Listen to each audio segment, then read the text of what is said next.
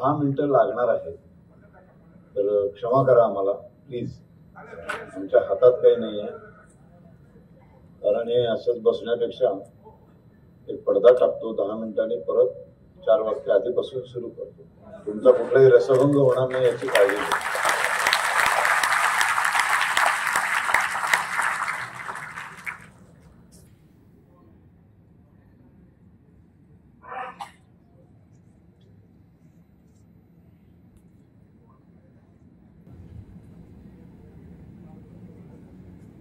रसिको माफ करा त्याला.